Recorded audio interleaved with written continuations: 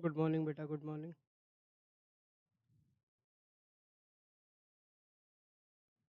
Good morning.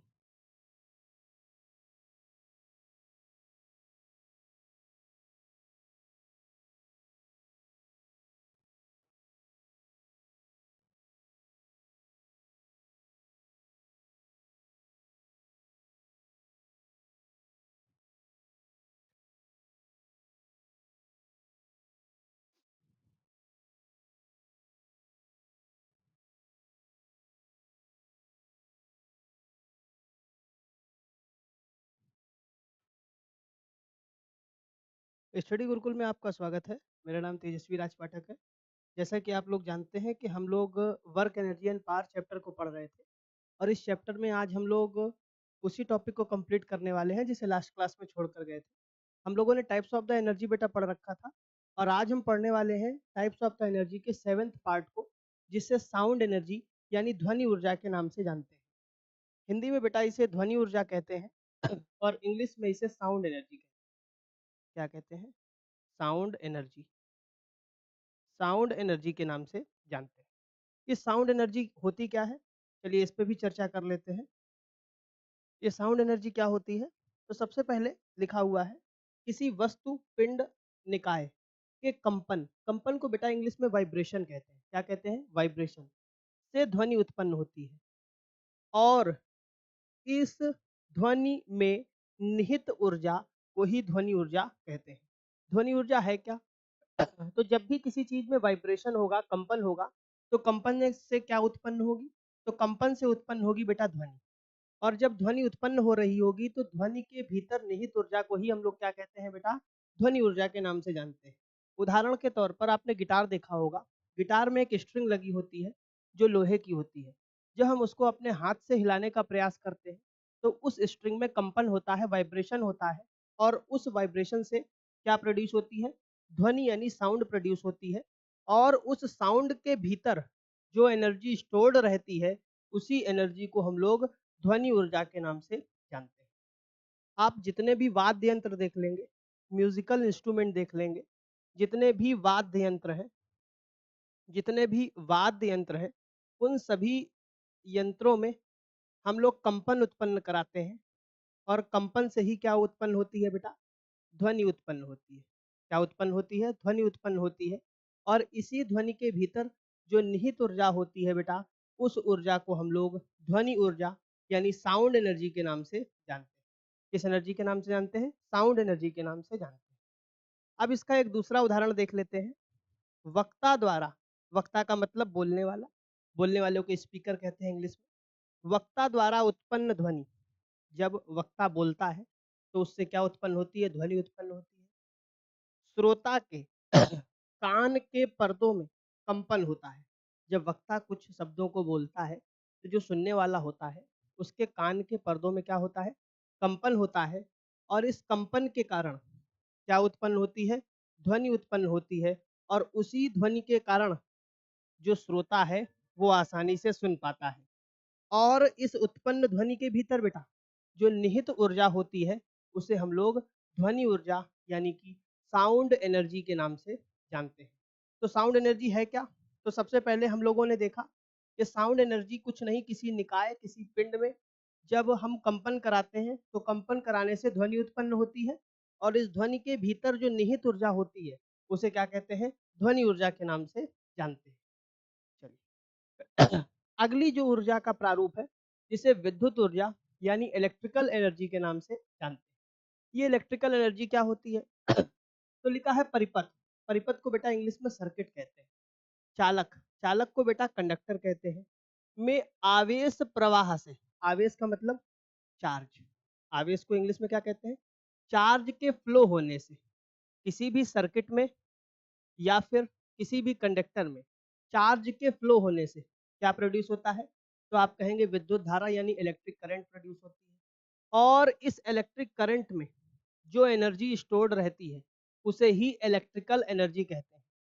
तो किसी परिपथ अथवा चालक में आवेश प्रवाह के कारण विद्युत ऊर्जा उत्पन्न होती है या विद्युत धारा बहती है और उस विद्युत धारा में निहित ऊर्जा को ही हम लोग विद्युत ऊर्जा यानी इलेक्ट्रिकल एनर्जी के नाम से जानते हैं। अब इस इलेक्ट्रिकल एनर्जी यानी विद्युत ऊर्जा का प्रयोग हम अपनी रोजमर्रा की जिंदगी में बहुत जगह करते हैं। कहाँ कहाँ करते हैं? विद्युत ऊर्जा की सहायता से हम उपकरणों को चलाते हैं, इक्विपमेंट्स को चलाने का काम करते हैं, इक्विपमेंट्स को चलाने का काम करते हैं। कौन कौन से इक्विपमेंट्स हैं, चलिए देखते हैं। सबसे पहला है बेटा टीवी। कौन सा है बेटा? टीवी। दूसरा है पंखा, पंखा यानी फैन।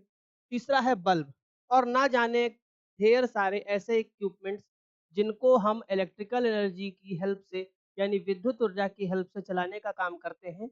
ऐसे उपकरणों में जिस ऊर्जा की आवश्यकता होती है उस ऊर्जा को विद्युत ऊर्जा कहते हैं। तो विद्युत ऊर्जा कुछ और नहीं था, किसी भी कंडक्टर में, किसी भी सर्किट में जब चार्ज फ्लो होता है यानी आवेश प्रवाह होता है, तो आवेश प्रवाह से विद्युत धारा उत्पन्न हो जाती है। और इस विद्युत धारा यानी इलेक्ट्रिक करंट के भीतर जो एनर्जी स्टोर्ड रहती है उसे ही हम लोग इलेक्ट्रिकल एनर्जी यानी विद्युत ऊर्जा के नाम से जानते हैं। और इस विद्युत ऊर्जा का प्रयोग हम रोजमर्रा की जिंदगी में बहुत सारे इलेक्ट्रॉनिक उपकरणों को चलाने में करते हैं। अगला जो ऊर्जा का प्रारूप है 9वें नंबर का, जिसे ऊष्मीय ऊर्जा यानी हीट एनर्जी के नाम से जानते हैं। अगला कौन सा है बेटा? ऊष्मीय ऊर्जा या फिर हीट एनर्जी के नाम से जानते हैं। अब ये हीट कैसे प्रोड्यूस होती है? तो इसके दो कारण हैं। पहला कारण क्या है? घर्षण। घर्षण को इंग्लिश में फ्रिक्शन कहते हैं। ये फ्रिक्शन क्या होता है? जब दो सतहें आपस में टकराती हैं तो टकराने से इलेक्ट्रॉनों का आदान प्रदान होता है। जब इलेक्ट्रॉन एक सतह से दूसरी सतह में जाते हैं तो सतह में जाने में ऊर्जा में अंतर आता है और वही ऊर्जा हीट की फॉर्म में बाहर निकल जाती है। तो क्या है घर्षण? जब दो सतहें आपस में टकराती हैं तो सतह गर्म हो जाती हैं, ऊष्मा का आदान प्रदान होता है, हीट ट्रांसफर होने लगती है और उससे जो उत्पन्न एनर्जी होगी, उस ऊष्मा में जो ऊर्जा होती है उसे ही ऊष्मीय ऊर्जा कहते हैं। तो क्या है? घर्षण वस्तुओं को जलाने से, जब आप किसी वस्तु को जलाते हैं जो ऊष्मा निकलती है, ऊष्मा यानी गर्माहट या फिर गर्मी निकलती है घर्षण से या फिर वस्तुओं को जलाने से, जो हीट निकलती है, हीट का मतलब गर्माहट या गर्मी निकलती है, उस गर्मी में जो एनर्जी होती है, उस हीट में जो एनर्जी होती है उसे ही ऊष्मीय ऊर्जा कहते हैं। जैसे कि आपने देखा होगा जाड़े में जब आप हथेलियों को बहुत देर तक रगड़ते हैं तो हथेलियों के रगड़ने से आपके हाथ गर्म हो जाते हैं। गर्म होने का कारण क्या है? दो सतहें आपस में टकरा रही हैं। टकराने से क्या उत्पन्न हो रहा है? घर्षण उत्पन्न हो रहा है और इस घर्षण के साथ साथ हीट निकल रही है और उस हीट में, उस ऊष्मा में जो ऊर्जा होती है उसे ऊष्मीय ऊर्जा यानी हीट एनर्जी के नाम से जानते हैं। अब इस हीट एनर्जी का प्रयोग हम लोग रोज कहीं ना कहीं करते हैं। पहला क्या है? हीटर। हीटर एक इलेक्ट्रॉनिक उपकरण है। ये क्या करता है? आपके घर में जरूर होगा।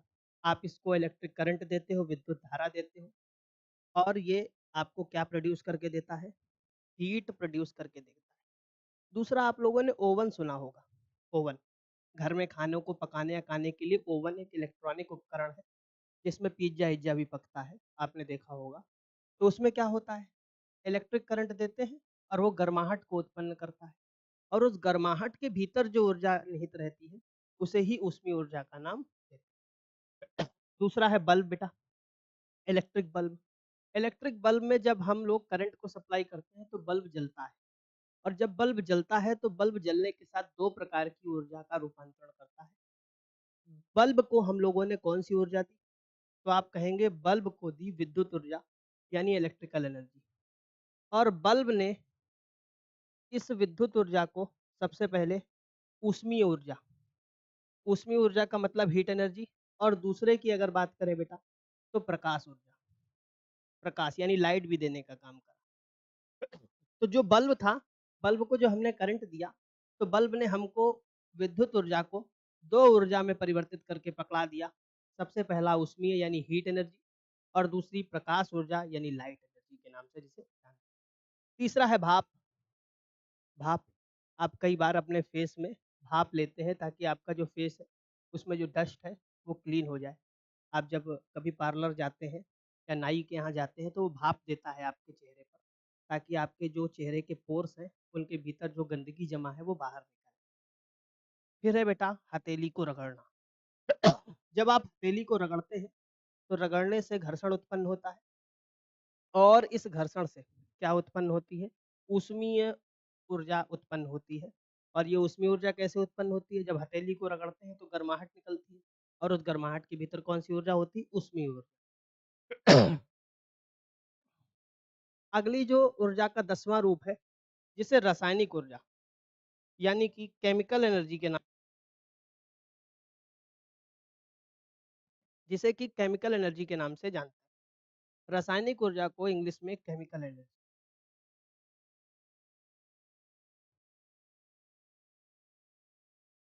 केमिकल एनर्जी के नाम से जानते हैं। ये रासायनिक ऊर्जा है क्या? चलिए देखते हैं। रासायनिक ऊर्जा, ऊर्जा का वह रूप है जो पदार्थों का मतलब मैटर में, किसमें बेटा? मैटर। अब किस प्रकार के पदार्थों में निहित होगी, उस पर भी चर्चा करते हैं। ऐसी ऊर्जा जो पदार्थों के मध्य संचित रहती है, संचित का मतलब इकट्ठा रहती है, मतलब एकत्र रहती है, इंग्लिश में कलेक्ट। तो ऐसी ऊर्जा जो पदार्थों के भीतर संचित रहती है, उसे हम लोग रासायनिक ऊर्जा यानी कि केमिकल एनर्जी के नाम से जानते हैं। उदाहरण देखते हैं। सेल में, जो सेल है, उस सेल के भीतर जो ऊर्जा होती है उसे रासायनिक ऊर्जा कहते हैं। कौन सा सेल? जो आपकी बेटा घड़ियों में पड़ता है। घड़ियों में आपने कोई ना कोई सेल पढ़ते जरूर देखा होगा, कुछ ऐसी संरचना होती है सेल की। जब इस सेल को खरीद कर लाते हैं तो इस सेल के भीतर कौन सी ऊर्जा स्टोर रहती है? तो कहते हैं रासायनिक ऊर्जा स्टोर रहती है। जब इसे सर्किट में यानी परिपथ में लगा देते हैं तो इस सेल के भीतर जो रासायनिक ऊर्जा होती है यानी कि जो केमिकल एनर्जी होती है वो कन्वर्ट हो जाती है विद्युत ऊर्जा यानी कि इलेक्ट्रिकल एनर्जी में कन्वर्ट हो जाती है। दूसरा क्या है? फलों के में उपस्थित ऊर्जा। हम रोजमर्रा की जिंदगी में इस विशालकाय शरीर को चलाने के लिए ऊर्जा की आवश्यकता जरूर पड़ती है। उस ऊर्जा को कहाँ से मिलता है? भोजन से मिलता है। जब हम भोजन को खाते हैं तो भोजन के भीतर कौन सी ऊर्जा रहती है? रासायनिक ऊर्जा। और वही रासायनिक ऊर्जा कन्वर्ट हो जाती है शरीर के भीतर जाकर ग्लूकोज में, आपको पता होगा, जिसकी वजह से हमारा शरीर आसानी से चल पाता है। तीसरा है बेटा, चूने को पानी में जब डालते हैं तो पानी का खौलना, ये भी किसका उदाहरण है? रासायनिक ऊर्जा का ही उदाहरण है। जैसे कि आपके घर में जब पुताई उताई हुई होगी कभी ना कभी चूने से, तो चूने को पानी में जैसे ही डाला गया होगा, आप देख रहे होंगे पानी खौल रहा होगा। तो कहीं ना कहीं चूने और पानी ने आपस में कोई ना कोई क्रिया अभिक्रिया करी है, जिसकी वजह से वो पानी क्या होने लगा? खौलने लगा। क्योंकि चूने के भीतर और पानी के संपर्क में कौन सी ऊर्जा का प्रसार हो रहा है? तो आप कहेंगे रासायनिक ऊर्जा, जिसे इंग्लिश में केमिकल एनर्जी के नाम से जानते हैं। तो ये थी रासायनिक ऊर्जा। इसके बेटा हम लोगों ने तीनों उदाहरणों पर भी चर्चा कर ली, इसके कौन कौन से उदाहरण हैं। और इन उदाहरणों के बाद अब हम ऊर्जा का अंतिम और 11वां प्रारूप देखने वाले हैं, जिसे कि हम लोग भूतापीय ऊर्जा के नाम से जानते हैं। भूतापीय ऊर्जा, भूतापीय ऊर्जा को इंग्लिश में जियोथर्मल एनर्जी, जियो थर्मल एनर्जी के नाम से जानते हैं। जियोथर्मल एनर्जी क्या होती है? आपको पता है, जब हम पृथ्वी की सतह से गहराई में जाते हैं तो तापमान बढ़ता है। क्या बढ़ता है? तापमान बढ़ता है। क्या बढ़ता है? तापमान बढ़ता है। तापमान के बढ़ने से गर्माहट गर्माहट या ऊष्मा उत्पन्न होती है। क्या उत्पन्न होती है? ऊष्मा। और इसी ऊष्मा को पृथ्वी के भीतर पाए जाने वाले पदार्थ अपने भीतर अवशोषित कर लेते हैं। क्या कर लेते हैं? अवशोषित कर लेते हैं। और जब हम इन पदार्थों को निकालते हैं या पृथ्वी पर जाने पर चर्चा करते हैं, पृथ्वी के भीतर की ताप यानी ऊर्जा पर चर्चा करते हैं, तो उस ऊर्जा को भूतापीय ऊर्जा कहते हैं। अब समझते हैं क्या लिखा है। पृथ्वी के अंदर मौजूद चट्टानें, आपको पता है पृथ्वी के भीतर चट्टानें मौजूद हैं। अगर आपको नहीं पता है तो आप ज्योग्राफी में जरूर पढ़ेंगे कि जब मैग्मा नीचे सतही पर जम जाता है तो एक प्रकार की चट्टान का प्रारूप या स्वरूप धारण कर लेता है। तो लिखा है पृथ्वी के भीतर मौजूद चट्टानों, या फिर बेटा क्या है? मिट्टी, या फिर क्या है? भूजल। भू के भीतर जो जल है उसमें जो संग्रहित ऊष्मा होगी, ऊष्मा मतलब गर्माहट, गर्माहट यानी गर्मी, उससे जो ऊर्जा प्राप्त होती है उसे ही हम लोग भूतापीय ऊर्जा कहते हैं, जिसे जियोथर्मल एनर्जी के नाम से जानते हैं। फिर से एक बार समझते हैं। पृथ्वी की गहराई में जाएंगे, तापमान में बढ़ोतरी होगी। तापमान जब बढ़ रहा होता है तो आपको पता है ऊष्मा यानी एनर्जी निकल रही है, ऊष्मा यानी गर्माहट निकल रही होती है। पृथ्वी के भीतर मिट्टी है, चट्टाने हैं और जल है। इस गर्माहट को जल, चट्टाने अवशोषित कर लेती हैं और अवशोषित करने से जो ऊर्जा का एक नया स्वरूप उनके पास निहित हो जाता है, उसी ऊर्जा के नए स्वरूप को भूतापीय ऊर्जा यानी जियोथर्मल एनर्जी के नाम से जानते हैं। तो ये था हमारा 11वां और अंतिम प्रारूप ऊर्जा का। अब देखते हैं ऊर्जा संरक्षण का सिद्धांत। ऊर्जा संरक्षण का सिद्धांत छोटी क्लासों में आपने जरूर पढ़ रखा होगा। क्या कहता है इंग्लिश में? Law of conservation of energy. Law of conservation of energy. Law of conservation of energy ये क्या कहती है? कहता है ऊर्जा को ना ही उत्पन्न किया जा सकता है, एनर्जी नॉर बी क्रिएटेड, ना ही नष्ट किया जा सकता है, नॉर बी डिस्ट्रॉयड, बल्कि उसे एक रूप से दूसरे रूप में परिवर्तित किया जा सकता है। Energy not be created nor be destroyed but can be convertible into one form into another. इसका उदाहरण क्या देखते हैं? जैसे हम मान लेते हैं ये पृथ्वी है, ये पृथ्वी है। जब इस पृथ्वी का निर्माण हो रहा था तो ईश्वर ने 100 जूल 100 जूल एनर्जी दे दी थी इस अर्थ को। कितनी दे दी थी? 100 जूल। तो आज भी इस अर्थ के भीतर, इस पृथ्वी के भीतर इतने सालों के बावजूद कितनी एनर्जी है? 100 जूल है। ना तो ऊर्जा कम हुई है और ना तो बढ़ी है। अब परिवर्तन हुआ है ऊर्जा का। कैसे परिवर्तन हुआ है उसको अभी हम लोग आगे पढ़ने वाले हैं। तो ये ऊर्जा संरक्षण का नियम है। ऊर्जा संरक्षण का नियम क्या कहता है? ऊर्जा को तो ना ही तो उत्पन्न किया जा सकता है और ना ही नष्ट किया जा सकता है, बल्कि इसे एक रूप से दूसरे रूप में क्या किया जा सकता है? परिवर्तित किया जा सकता है। अब इसका उदाहरण देखते हैं। इसका उदाहरण यहीं पर देख लेते हैं। इसका उदाहरण इसी स्थान पर देख लेते हैं। ऊर्जा का रूपांतरण इसी जगह देख लेते हैं।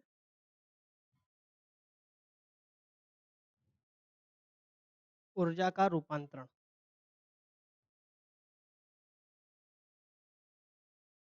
Conversion of energy. ऊर्जा का रूपांतरण, जिसे इंग्लिश में कन्वर्जन ऑफ एनर्जी के नाम से जानते हैं। अब शुरुआत में हमने आपको जब ऊर्जा के ढेर सारे स्वरूप बता रहे थे तो हमने आपको गतिज ऊर्जा और स्थितिज ऊर्जा दोनों बताई। हमने कहा था यदि कोई पिंड ऊंचाई पर होगा तो अगर उसमें हाइट दे दी है तो उस हाइट के कारण उसके अंदर स्थितिज ऊर्जा यानी पोटेंशियल एनर्जी स्टोर हो जाए।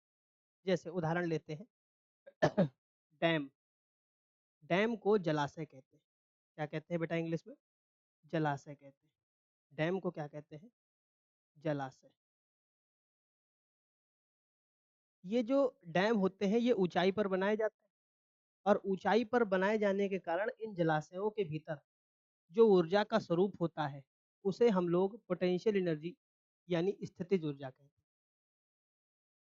स्थितिज ऊर्जा यानी कि जो डैम और जलाशयों में पानी भरा है उस पानी के अंदर कौन सी ऊर्जा है? तो आप कहेंगे स्थितिज ऊर्जा। जब इस पानी को छोड़ दिया गया, छोड़ने का मतलब डैम के गेट खोल दिए गए, तो ये जो पानी था, डैम के भीतर जो पानी था, अब वो गति करने लगा, बहने लगा, गिरने लगा, चलने लगा, गति करने लगा। तो ये ऊर्जा कन्वर्ट हो गई गतिज ऊर्जा में। इसमें कन्वर्ट हुई, गतिज ऊर्जा में कन्वर्ट हुई। फिर जब डैम के गेट खोले गए तो जो पानी पहले डैम में स्थितिज ऊर्जा के रूप में एकत्र था, अब वो पानी ऊंचाई से गिर रहा है तो पानी गति कर रहा है और गति के कारण पानी में कौन सी ऊर्जा हो गई? गतिज ऊर्जा। अब यही पानी टरबाइन पर गिरेगा। किस पे गिरेगा? टरबाइन पर। तो पानी की वजह से क्या चलने लगेगी? टरबाइन।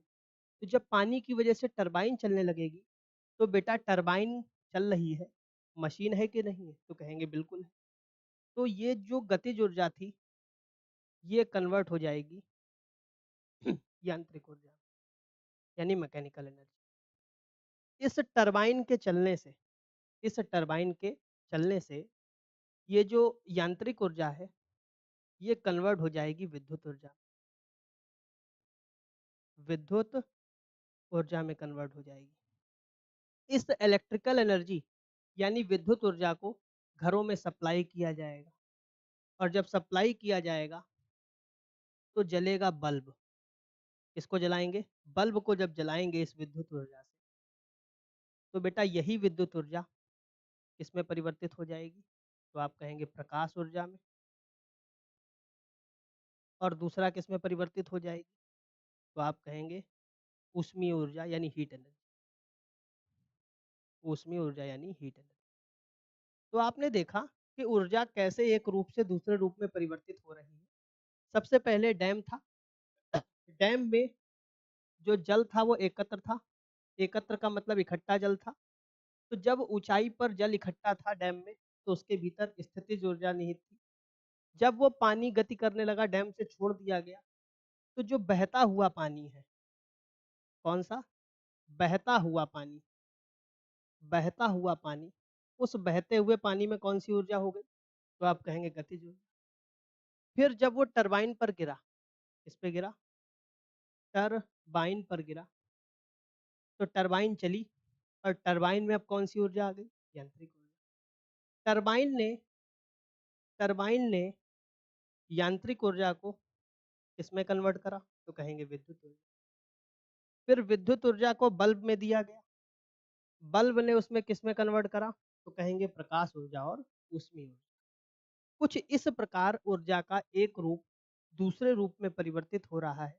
यानी पृथ्वी के निर्माण के समय यदि 100 जूल ऊर्जा दे दी गई थी, तो आज भी 100 जूल ही ऊर्जा है, लेकिन वो अलग अलग प्रारूपों में बढ़ चुकी है, वो एक रूप से दूसरे रूप में परिवर्तित हो चुकी है। तो ये था बेटा ऊर्जा का रूपांतरण जिसे हम लोगों ने डैम के माध्यम से समझा।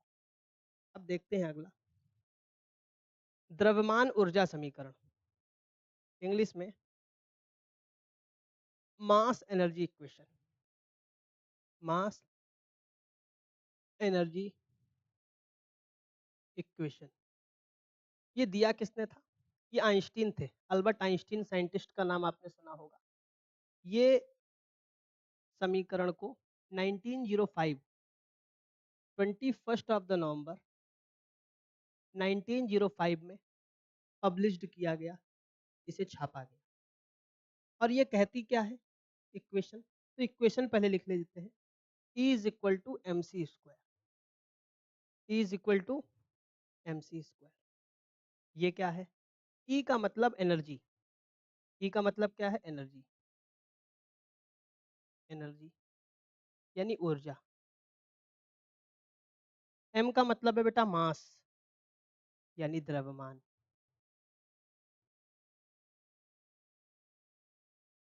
C का मतलब है बेटा स्पीड ऑफ लाइट,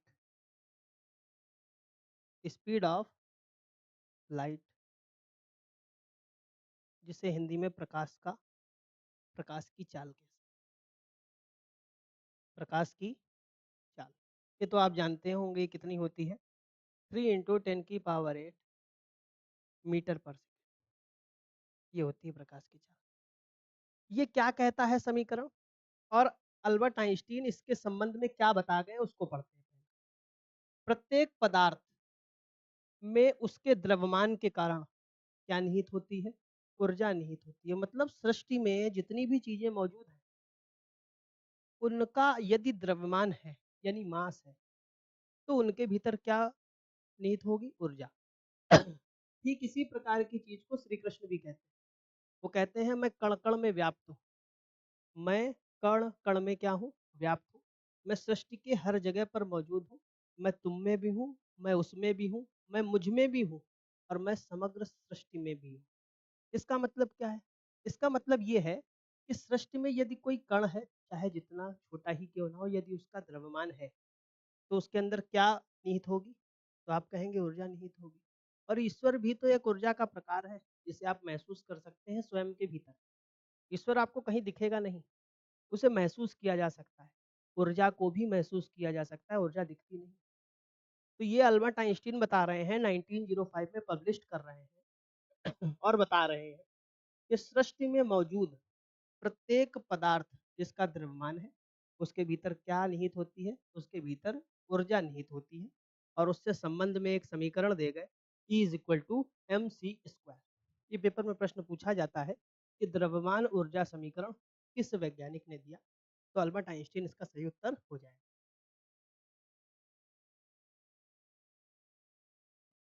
अब बेटा हम लोग देखने वाले हैं, यहाँ से आपको एग्जाम में एक प्रश्न जरूर देखने को मिलेगा, ऊर्जा का रूपांतरण करने वाले उपकरण। कौन से उपकरण ऊर्जा के एक स्वरूप को दूसरे स्वरूप में परिवर्तित करते हैं? सबसे पहला है लाउड स्पीकर। लाउड स्पीकर क्या करता है बेटा? तो जो लाउड स्पीकर होता है, लाउड स्पीकर इलेक्ट्रॉनिक उपकरण है ये विद्युत ऊर्जा लेता है, इलेक्ट्रिकल एनर्जी लेता है और उसके बाद उसको ध्वनि ऊर्जा यानी साउंड एनर्जी में कन्वर्ट करता है। अगला है सोलर सेल। ये बेटा सौर ऊर्जा, सोलर का नाम समझ में आया होगा, सूर्य से ऊर्जा लेगा और इस सूर्य से लेने के बाद ऊर्जा उसको किस में कन्वर्ट करेगा? विद्युत ऊर्जा। तीसरा है विद्युत बल्ब। विद्युत बल्ब इलेक्ट्रिक करंट यानी विद्युत ऊर्जा को लेगा और उसे प्रकाश और ऊष्मा में, प्रकाश यानी लाइट और हीट में कन्वर्ट करेगा। अगला है बेटा डायनमो। डायनमो यांत्रिक ऊर्जा को किसमें कन्वर्ट करता है? विद्युत ऊर्जा में। यांत्रिक ऊर्जा को किसमें कन्वर्ट करता है? विद्युत ऊर्जा में। डायनमो एक उपकरण है जो यांत्रिक ऊर्जा को किसमें कन्वर्ट करेगा? विद्युत ऊर्जा। अगला है ट्यूबलाइट। ट्यूबलाइट की बात करें तो ट्यूबलाइट विद्युत ऊर्जा लेता है और उसे प्रकाश ऊर्जा में क्या करता है? कन्वर्ट करता है। अगला है बेटा मोमबत्ती। मोमबत्ती रासायनिक ऊर्जा को प्रकाश ऊर्जा में कन्वर्ट करता है, केमिकल एनर्जी को लाइट एनर्जी में कन्वर्ट करता है। अगला है विद्युत मोटर, इलेक्ट्रिक मोटर। यह विद्युत ऊर्जा को, इलेक्ट्रिकल एनर्जी को मैकेनिकल एनर्जी यानी यांत्रिक ऊर्जा में कन्वर्ट करता है। अगला है विद्युत सेल, इलेक्ट्रिक सेल। ये बेटा रासायनिक ऊर्जा को विद्युत ऊर्जा में परिवर्तित करता है। अगला है माइक्रोफोन। माइक्रोफोन ध्वनि ऊर्जा, साउंड एनर्जी को इलेक्ट्रिकल एनर्जी यानी विद्युत ऊर्जा में परिवर्तित करता है। अगला है सितार। सितार यांत्रिक ऊर्जा को ध्वनि ऊर्जा में परिवर्तित करता है। अगला है भाप, पेट्रोल। ये जो है बेटा, ये ऊष्मा को, ऊष्मा ऊष्मा यानी हीट से यांत्रिक ऊर्जा में कन्वर्जन करता है। जब आप गाड़ी में डालते हैं तो वो हीट को रिलीज करता है, कन्वर्जन करता है, जिसकी वजह से आपकी गाड़ी का जो इंजन है वो चलता है और गाड़ी के इंजन के चलने की वजह से गाड़ी चलती है। अगला है बेटा डीजल का इंजन। डीजल का इंजन भी ऊष्मा यानी हीट को इसमें कन्वर्ट करता है, यांत्रिक ऊर्जा यानी मैकेनिकल एनर्जी। अगला है विद्युत हीटर, इलेक्ट्रिक हीटर। ये विद्युत ऊर्जा को ऊष्मीय, ऊष्मीय का मतलब हीट एनर्जी में कन्वर्ट करता है। एग्जाम में एक प्रश्न जरूर देखने को मिलेगा आपको। अगला है पत्थर को जब हम फेंकते हैं तो बेटा हमारे हाथ में पेशीय ऊर्जा होती है, पेशियां काम करती हैं, पेशी ऊर्जा उस पत्थर को क्या दे देती है? गतिज ऊर्जा, गति करने लगता है। दूसरा है बेटा जलता हुआ कोयला। ये रासायनिक ऊर्जा को हीट एनर्जी यानी ऊष्मीय ऊर्जा में परिवर्तित करता है। फिर टेलीफोन या बजती हुई घंटी विद्युत ऊर्जा को किस में कन्वर्ट करती है? ध्वनि ऊर्जा में करती है। अगला है विद्युत चुंबक, इलेक्ट्रिक चुंबक, जो कि विद्युत ऊर्जा को लेता है और चुंबकीय ऊर्जा में परिवर्तित कर देता है। अगला है पवन चक्की, जिसे विंड मिल भी कहते हैं। ये यांत्रिक ऊर्जा को विद्युत ऊर्जा यानी इलेक्ट्रिकल एनर्जी में कन्वर्ट करता है। अगला और अंतिम है टरबाइन। टरबाइन यांत्रिक ऊर्जा से विद्युत ऊर्जा को उत्पन्न करता है या फिर यांत्रिक ऊर्जा को विद्युत ऊर्जा में क्या कर देता है? परिवर्तित कर देता है। तो ये थे बेटा हमारे ऊर्जा के स्वरूप। और आपको एग्जाम में एक प्रश्न जरूर यहाँ से देखने को मिलेगा कि कौन सा स्वरूप किस में परिवर्तित किया जाता है। अब बेटा अंतिम टॉपिक देखने वाले हैं, जिसे हम लोग शक्ति या सामर्थ्य कहेंगे और यहीं से हमारा जो चैप्टर है वो क्या हो जाएगा? खत्म। शक्ति अथवा सामर्थ्य, जिसे इंग्लिश में पावर कहते हैं। ये होती क्या है बेटा? कार्य करने की दर को, rate of doing the work is known as power. कार्य करने की दर को भी हम लोग क्या कहते हैं? शक्ति कहते हैं। मतलब दर का मतलब जब भी दर लग जाएगा तो इसका मतलब समय के सापेक्ष हम लोग देख रहे हैं चीज़ों। किसके सापेक्ष देख रहे हैं? समय के सापेक्ष। इसका मतलब जितने समय में आप कोई काम कर पाओगे, जितने समय में आप कोई काम कर पाओगे वही आपकी क्षमता है। वही आपका पोटेंशियल है, वही आपकी शक्ति है, वही आपकी सामर्थ्य है। क्या लिखा है? वस्तु, पिंड, निकाय, कर्ता, मशीन द्वारा एकांक समय को यूनिट टाइम कहते हैं, में किए गए कार्य को ही शक्ति कहते हैं। यानी कि 1 सेकंड में जितना आप वर्क कर रहे हो, उसको भी हम लोग पावर यानी सामर्थ्य या फिर शक्ति के नाम से जानते हैं। बेटा शक्ति कैसी राशि है? अदिश राशि है, स्केलर क्वांटिटी है। अगर विमी सूत्र की बात करें तो वर्क का आपको पता होगा, वर्क का नहीं पता है तो फोर्स इंटू डिस्प्लेसमेंट होता है अपॉन टाइम। फोर्स का क्या होता है? तो आपको फोर्स का पता होगा, एम ए होता है, एम एल टी की पावर -2। ये हो गया बेटा एल, और टाइम का क्या हो गया टी। तो बेटा क्या बन जाएगा? एम एल स्क्वायर टी की पावर -3। ये डायमेंशनल फॉर्मूला हो गया आपका किसका? शक्ति या फिर सामर्थ्य। तो कार्य करने की दर को ही क्या कहते हैं? शक्ति कहते हैं। Rate of doing the work is known as power, ठीक है। या फिर किसी कर्ता, किसी निकाय, किसी पिंड, किसी वस्तु, किसी व्यक्ति, किसी मशीन द्वारा एकांक समय में किए गए कार्य को ही शक्ति कहते हैं। P is equal to W upon T इसका फॉर्मूला होता है।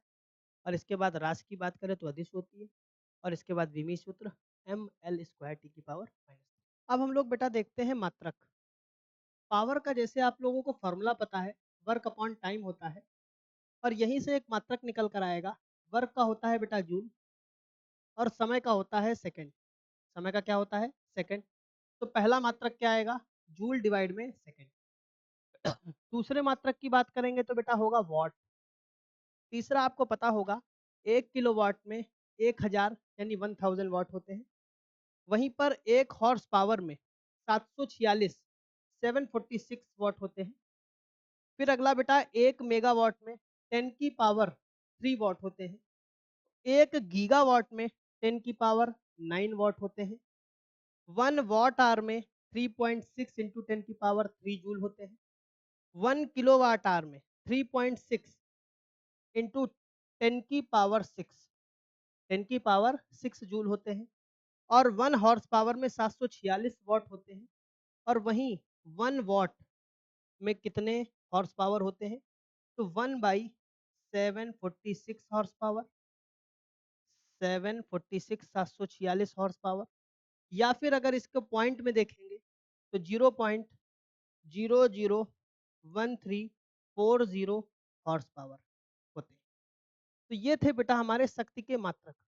पेपर में कई बार यहाँ से आपको एक प्रश्न जरूर देखने को मिलेगा। तो यहाँ से हमारा जो 4th चैप्टर था, जिसे वर्क एनर्जी एंड पावर कहते हैं, पूरी तरीके से खत्म हो गया है। मुझे उम्मीद है कि आपको ये चैप्टर बहुत अच्छे से समझ में आया होगा। अगली क्लास में इस चैप्टर से रिलेटेड क्वेश्चंस को करेंगे और देखेंगे कि आपको कितना अच्छे से समझ में आया। तो आज की क्लास में यहीं तक रखते हैं, अगली क्लास में फिर से मुलाकात होगी। तब तक के लिए बहुत बहुत धन्यवाद।